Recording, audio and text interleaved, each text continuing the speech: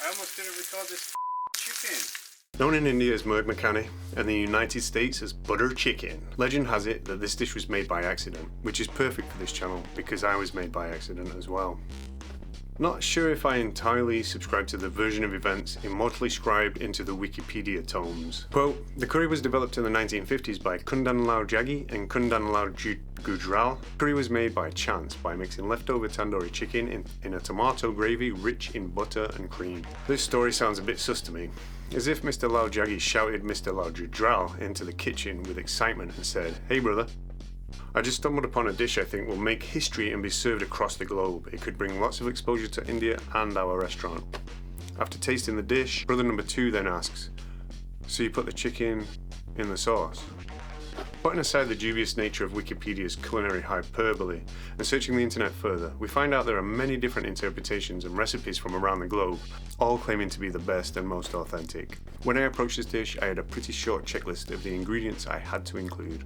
The titular butter and chicken obviously, but I think there is a third that in my opinion is just as essential. Fenugreek, in particular the dried leaf variety. You can find fenugreek on Amazon or any online Indian food distributor. Instead of making some version of tandoori chicken, I opted for a vibrant marinade of fresh green herbs, citrus and garlic to provide some contrast to the richness of the dairy-laden sauce. I chose to make a rice that would bounce off both elements using saffron, brown sugar, almonds and golden raisins. This is Butter Chicken 1.0. Roll on with the food.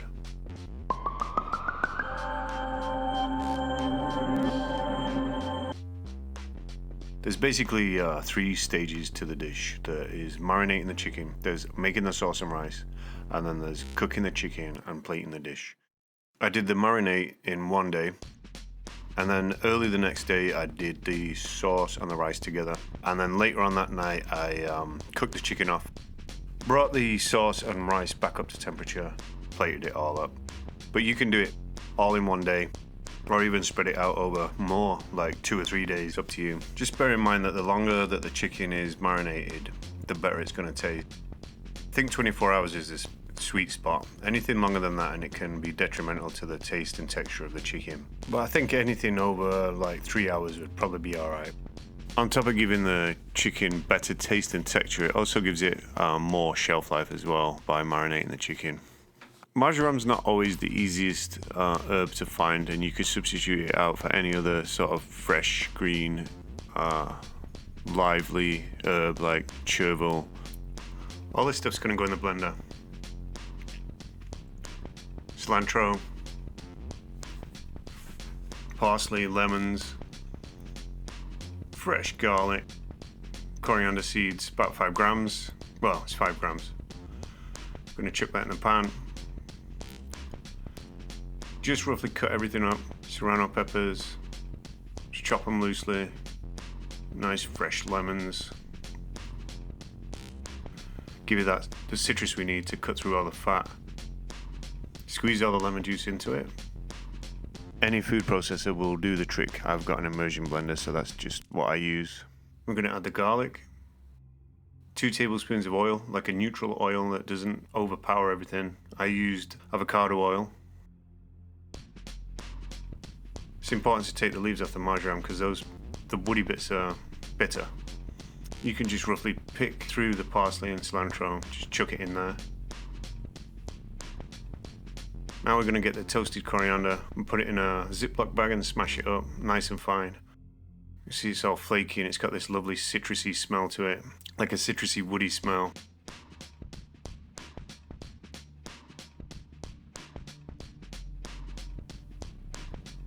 Give it a nice blitz.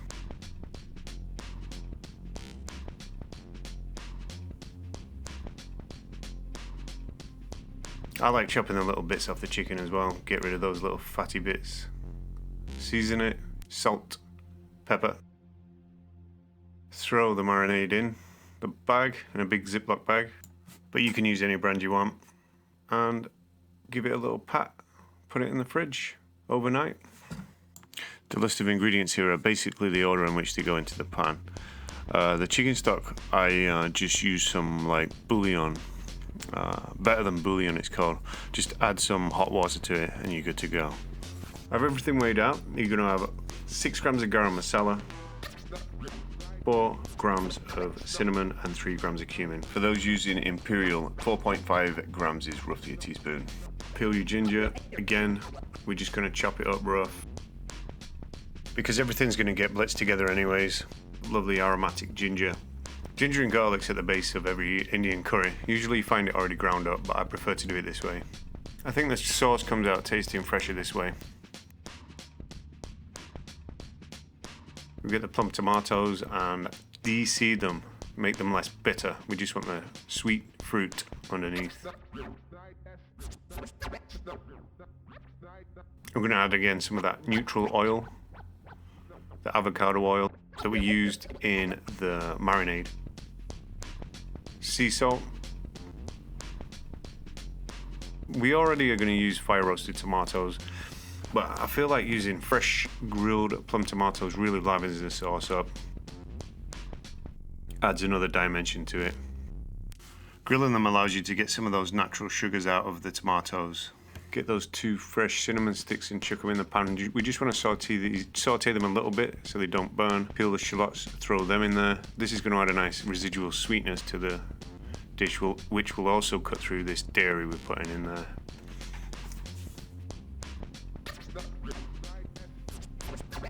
That is some yellow Irish butter. Then we're chucking in the spices and give it a stir. Just want to lightly saute the spices in the butter.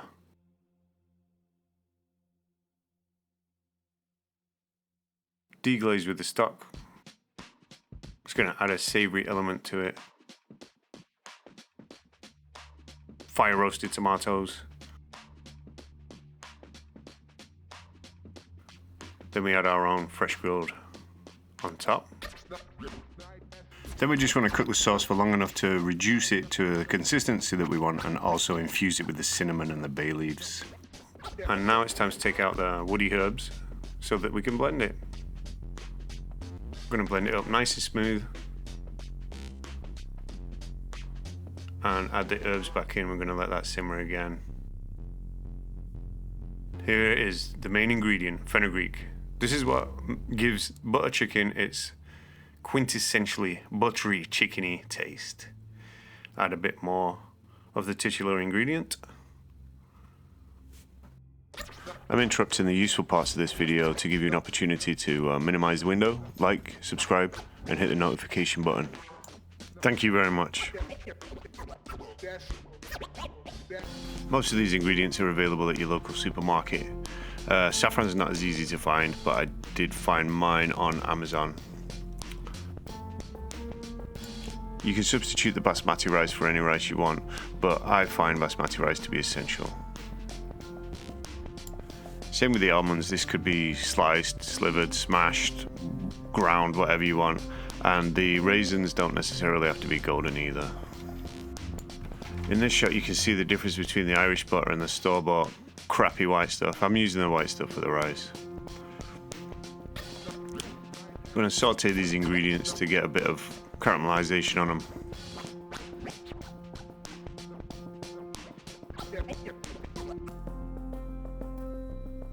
I always throw the saffron in early. Saute it up with the other ingredients. Add the sugar in just before you're going to add your liquids. Get everything even more caramelized, then add your stock.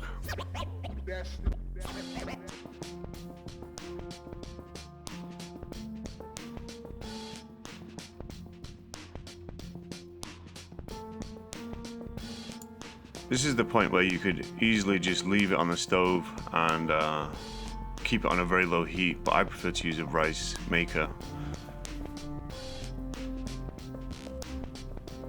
It's just so much easier to just set and forget it. Plus the rice warmer can keep it warm as well.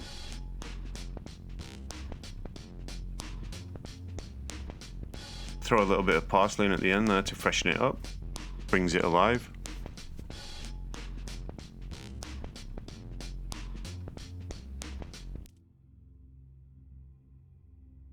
You can marinate your chicken for 3, 6, 8 hours. Mine was in the fridge overnight for over 24 hours.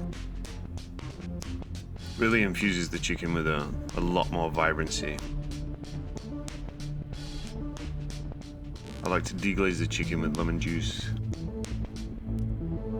This helps bring it off the pan and give it even more zest.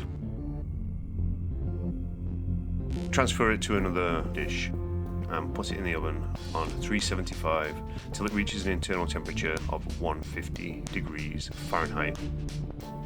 Make sure you rest the chicken for a minimum of 3 minutes. I like to rest it for about 5-6 minutes-ish. The first thing it does is kill any residual bacteria that there may be, but the most important thing it does, it ensures that the chicken is extra juicy. When you rest meat, it locks all the juices inside it. As you'll see here, as we cut it open, the juices are just still locked inside. This is also the reason why I cook the meat and the sauce separately, so I can be more exact with the texture of each.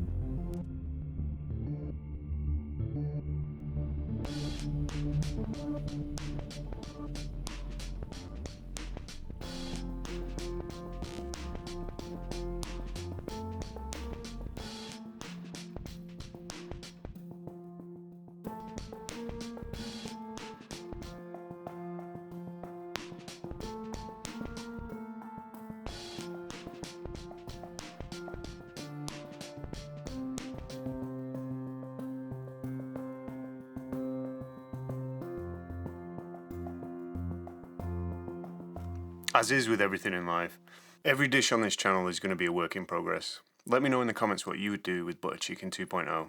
Thank you for watching me and thank you for supporting me. I'll see you next time.